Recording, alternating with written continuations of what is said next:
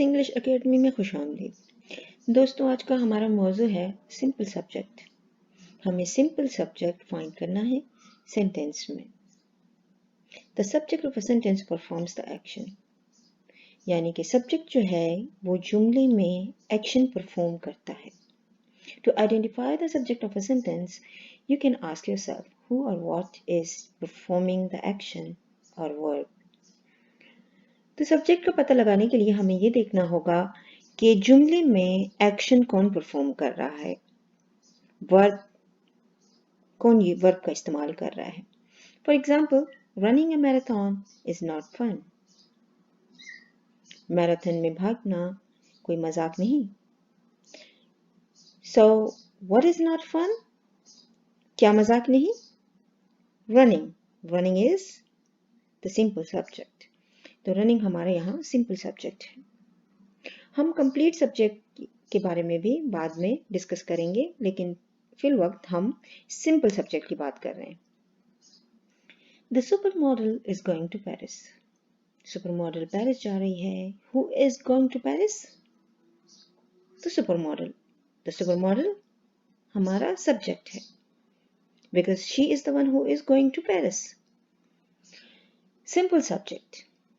अब यहाँ पर मैंने एक ही सेंटेंस को 3 मुख्तलिफ तरीकों से लिखा है ताकि आपको ठीक से सिंपल सब्जेक्ट समझ आ जाए। Sentence number 1, many types of amphibians can be found in the United States.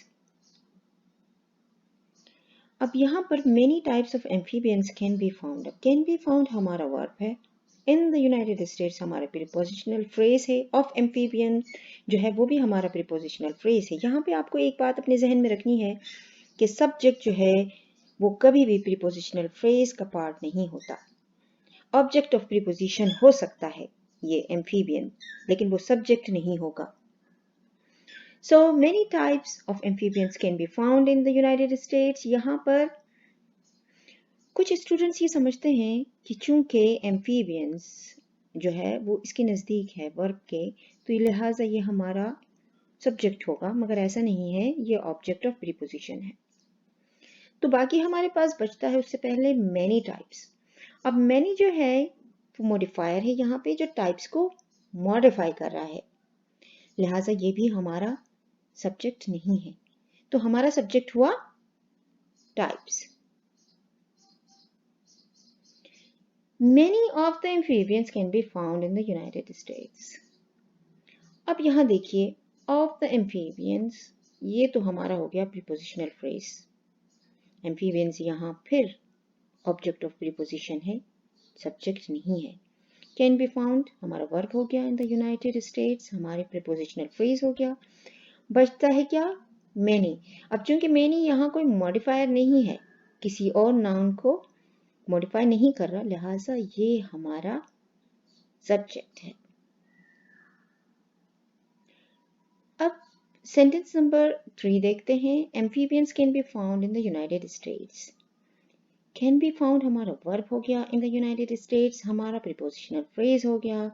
Amphibians यहाँ किसी प्रीपोजिशन का ऑब्जेक्ट नहीं है, ना किसी को मॉडिफाई कर रहा है, लिहाजा एम्फीबियंस ही हमारा सब्जेक्ट है इस सेंटेंस में।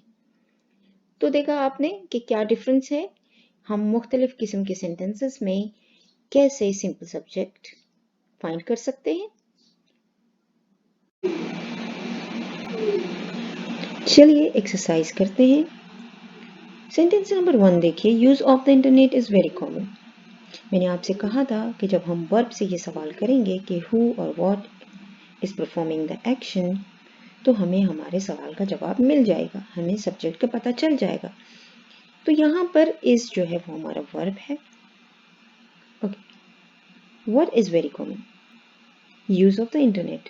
अब ऑफ द इंटरनेट मैंने आपसे कहा था क्योंकि ये प्रीपोजिशनल फ्रेज है और सब्जेक्ट जो है वो प्रीपोजिशनल फ्रेज का पार्ट नहीं हो सकता। इंटरनेट जो है वो यहाँ पर ऑब्जेक्ट ऑफ प्रीपोजिशन है। तो बाकी हमारे पास बचा यूज, जो कि हमारा सब्जेक्ट है, simple subject. The world wide web is an excellent research tool. इस जो है वो हमारा वर्ब है, तो हमारा सब्जेक्ट क्या होगा इसमें? World wide web. यहाँ पर हम ये तीनों अल्फाज इसलिए लेंगे क्योंकि ये प्रॉपर नाउन है, ये एक ही नाम है। आर्टिकल हम नहीं लेंगे। Number 3, different search engines are available to users. अब यहाँ पे आर हमारा वर्ब है, तो what are available to users? Different search engines. हमें सिंपल सब्जेक्ट चाहिए तो हम इंजिन्स लेंगे। कंप्लीट नहीं चाहिए, हमें सिंपल चाहिए। Number 4, the purpose of a search engine is to help users find information. Okay, so यहाँ is किसके लिए यूज हुआ है? Engine is to help users. Search is to help users find information. या purpose is to help users find information.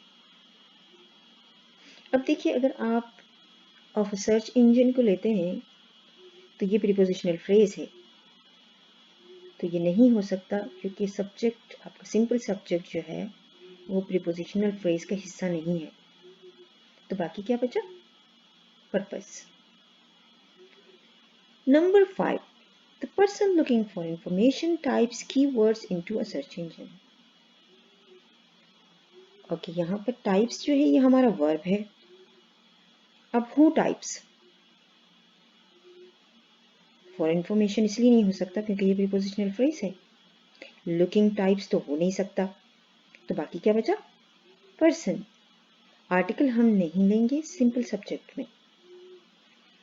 Number 6, the search engine looks for website containing the keywords. The search engine looks हमारा verb हो गया।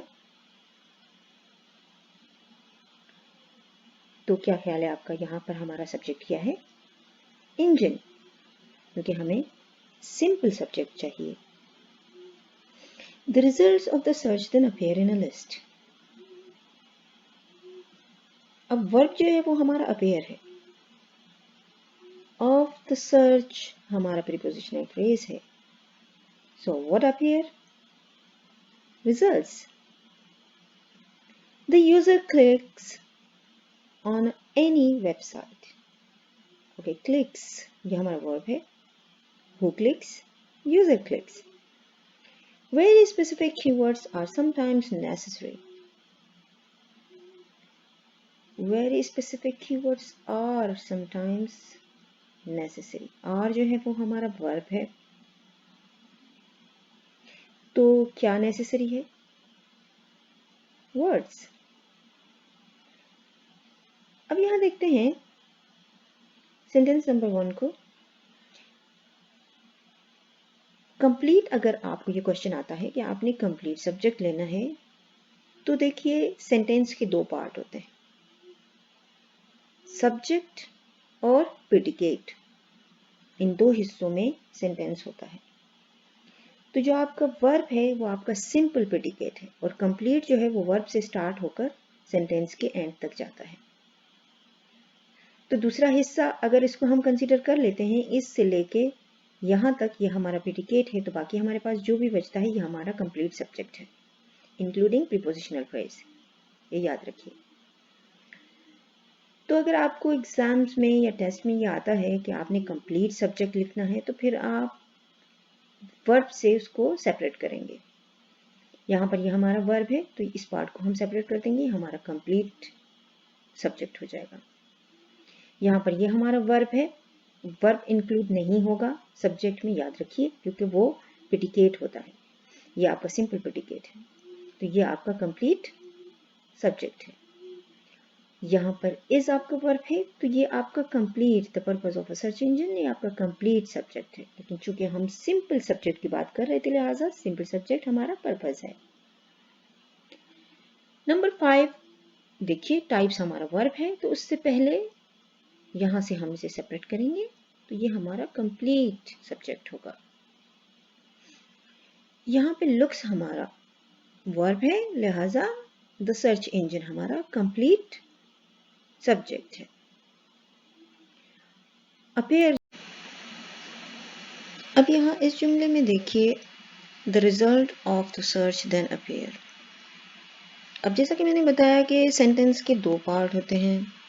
Appear in a list ये हमारा predicate है और the search the results of the search ये हमारा subject है, कंप्लीट सब्जेक्ट। अब इसमें देखिए देन, अब देन क्या है, किसका पार्ट है, इसका या इसका?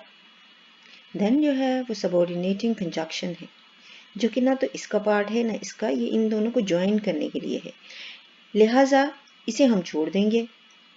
इसे ना हम सब्जेक्ट के साथ लेंगे अगर हमें सब्जेक्ट अंडरलाइन करने के लिए कहा गया है या सर्कल करने के लिए कहा गया है, ना ही हम प्रेडिकेट के साथ लेंगे अगर हमें प्रेडिकेट फाइंड करने के लिए कहा गया है। उसके बाद है the user clicks on any website. अब क्लिक्स जो है ये हमारा वर्ब है, हमारा सिंपल प्रेडिकेट है, कंप्लीट प्रेडिकेट हमारा क्लिक से स्टार्ट होता है और फुल स्टॉप तक यहाँ तक ये एंड होता है, और इससे पहले जो है ये हमारा कंप्लीट सब्जेक्ट है। ठीक है, इसके बाद है हमारा very specific keywords are sometimes necessary.